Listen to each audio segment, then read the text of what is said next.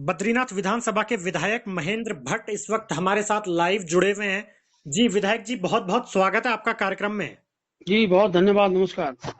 जी विधायक जी, विधानसभा चुनाव जो है वो सर पर है। विधानसभा चुनाव की तैयारियां भी सभी राजनीतिक दलों ने प्रारंभ कर दी हैं जी और आपका जो 4 वर्षों का कार्यकाल है वो भी पूरा होने जा रहा है। जी जी विधायक जी, पहला प्रश्न यही रहेगा कि आपकी अपनी विधानसभा में इन 4 सालों में स्वास्थ्य और शिक्षा के क्षेत्र में क्या कुछ उपलब्धियां रही? देखिए, बड़ा अच्छा प्रश्न आप है। निश्चित रूप से मेरा क्षेत्र सीमांत जिला है और सीमांत जिले के अंदर सर्वाधिक विकास की अपेक्षाएं जनप्रतिनिधि से की जाती हैं। मैं आज कह सकता हूं कि जिस विषय को लेकर आपने मुझसे प्रश्न किया वो उस क्षेत्र के लिए बड़ा महत्वपूर्ण है। ये सत्य है कि डॉक्टरों की स्थिति के बारे में अनेकों मांग क्षेत्रीय जनता द्वारा की जाती थी। मैं आज कह सकता हूं, चाहे जोशीमठ का हॉस्पिटल हो, चाहे गोपेश्वर का जिले का हॉस्पिटल हो, चाहे पोखरी का हॉस्पिटल हो, तीनों हॉस्पिटलों के अंदर पिछले तुलना में हमने डॉक्टरों की संख्या बढ़ाई है। आप चाहे कोरोना के क्षेत्र में कह सकता हूं कि चमोली जिला एक ऐसा जिला रहा है जिस जिले के अंदर कोरोना के दृष्टिकोण से मैं कहूं तो हम लोग काफी सफल रहे। किसी प्रकार की जो जिस रूप में पूरे प्रदेश के अंदर देखी वो चमोली जिले के अंदर नहीं देखी गई है। डॉक्टरों ने अपना काम किया और खास तौर पर जो ग्रामीण क्षेत्रों के अंदर जिस प्रकार के हमने कोरोना से बचाव के सारे प्रकार के कार्यक्रम चलाए उसका लाभ भी हमारे पूरे क्षेत्र को मिला है। मैं कह सकता हूं कि आज आज की तारीख में पूरे बद्रीनाथ विधानसभा के अंदर डॉक्टरों के क्षेत्र में एक अच्छी उपलब्धि हमने प्राप्त की है। दूसरा विषय आपने शायद शिक्षा संबंधी बात की है, तो आज मुझे बताते खुशी है कि जनपद चमोली खास तो मेरे विधानसभा के अंदर आज कोई ऐसा इंटर कॉलेज नहीं है जिस इंटर कॉलेज में किसी प्रकार के किसी अध्यापक का पद रिक्त हो। इतना ही नहीं, हमने प्रयास पूर्वक इंटर कॉलेजों को जो सब जगह हमने फर्नीचर दिया है, बच्चों को बैठने की कोई दिक्कत ना हो। जो विद्यालय जीर्ण अवस्था में थे उनके लिए बजट प्रावधान किया, अनेकों इंटर कॉलेज के लिए भवन की धनराशि स्वीकृत कराई गई है। इसके साथ साथ हमने प्रत्येक इंटर कॉलेज आज चमोली जिले के अंदर मैं कह सकता हूँ क्या नेटवर्किंग की प्रॉब्लम थी, हमने जो आज के इंटरनेट के दृष्टिकोण से मैं कह सकता हूँ कि हमने इंटर कॉलेज के अंदर जो शिक्षा की पद्धति है वो आज की तकनीकी युग में और तकनीकी शिक्षा के माध्यम से उन स्किलों को जोड़ा जाए उसका भी हम लोगों ने प्रयास किया है। मैं आज कह सकता हूं कि अगर उच्च शिक्षा की भी बात करूं तो आज उच्च शिक्षा के अंदर गुणात्मक सुधार पूरे चमोली जिले में देखा गया है। जोशीमठ के अंदर लंबे समय से एक मांग थी कि वहां की जो जमीन थी महाविद्यालय की वो ट्रांसफर विद्यालय के नाम नहीं हो रही, हमने उसको ट्रांसफर कराने में एक सफलता प्राप्त की है।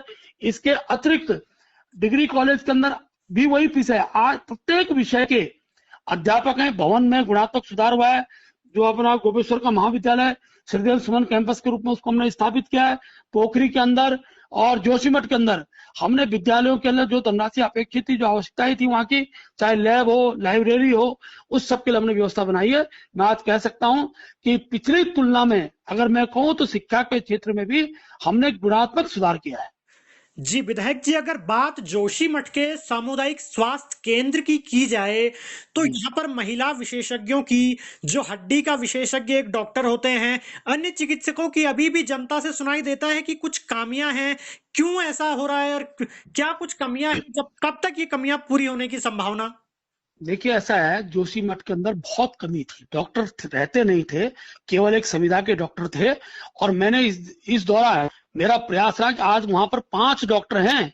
ये ठीक है कि कुछ डॉक्टरों की आज वहां डिमांड है और मेरा प्रयास है कि बहुत जल्दी हम उसको एक व्यवस्थित करें। इसके साथ साथ मेरा एक प्रयास और रहा है कि हम स्वयंसेवी संस्थाओं द्वारा, क्योंकि आज तो अटल आयुष्मान के माध्यम से इलाज हो रहा है, तो स्वयंसेवी संस्थाओं के जो हॉस्पिटल है, खास तौर पर विवेकानंद ट्रस्ट का हॉस्पिटल पीपल कोटी के अंदर जिसका बिग प्रयास सहयोग सबको मिल रहा है, बद्रीनाथ के अंदर भी विवेकानंद ट्रस्ट ने अपनी सेवाएं देनी प्रारंभ की हैं।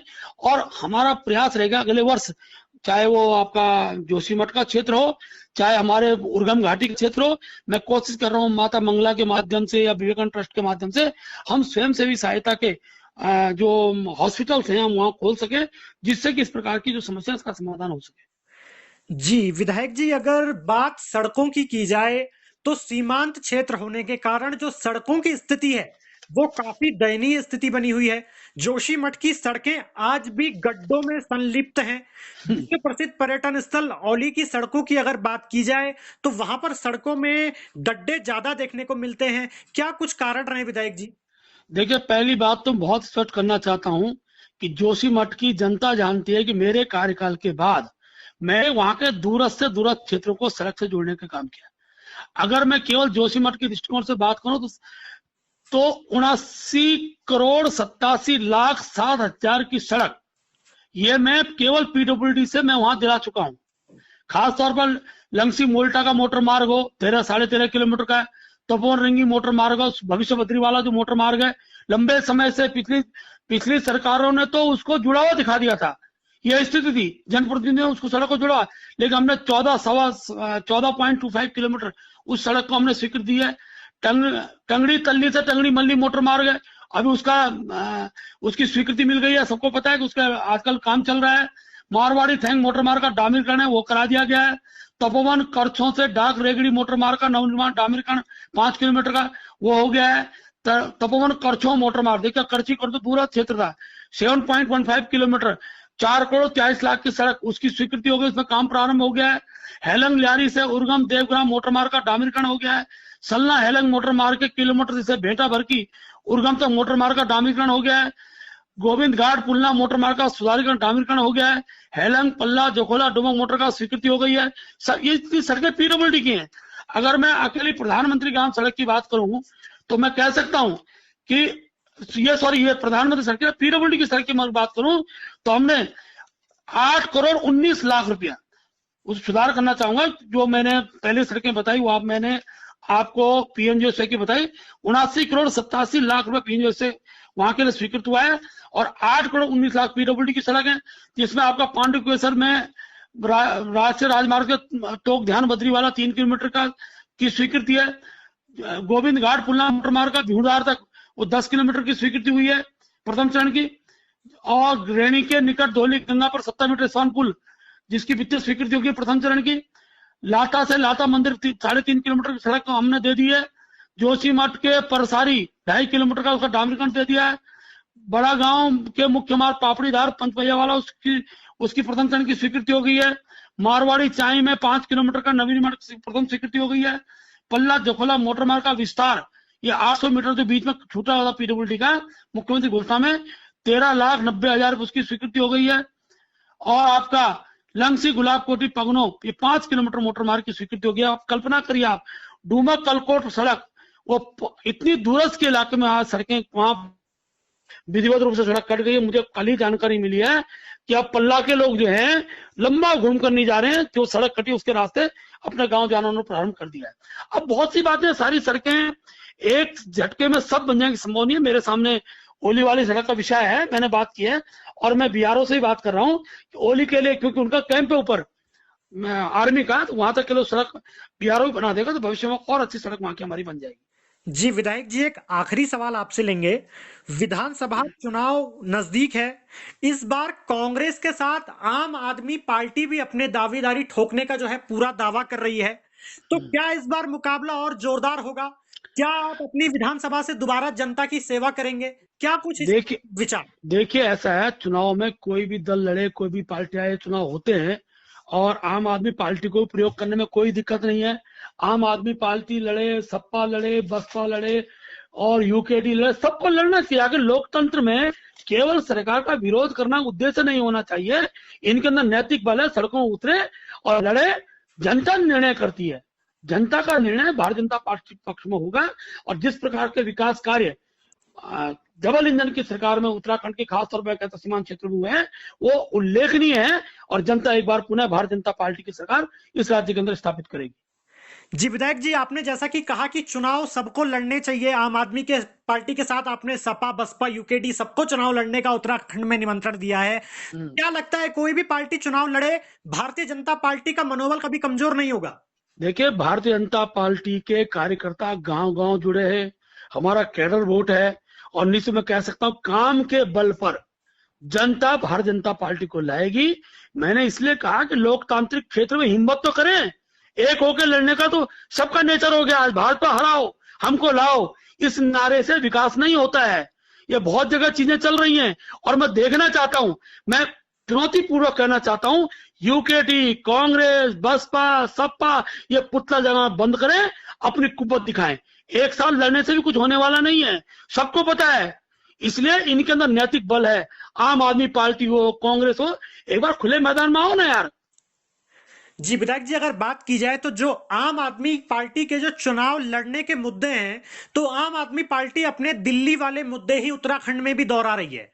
आम आदमी पार्टी के जो राष्ट्रीय अध्यक्ष हैं, उनका कहना है साफ तौर पर कि हम बिजली फ्री दे देंगे, हम पानी फ्री दे देंगे। तो क्या लगता है विधायक जी, इसमें जनता सपोर्ट करेगी या कुछ इस बार परिणाम कुछ बदल कर आ सकते हैं?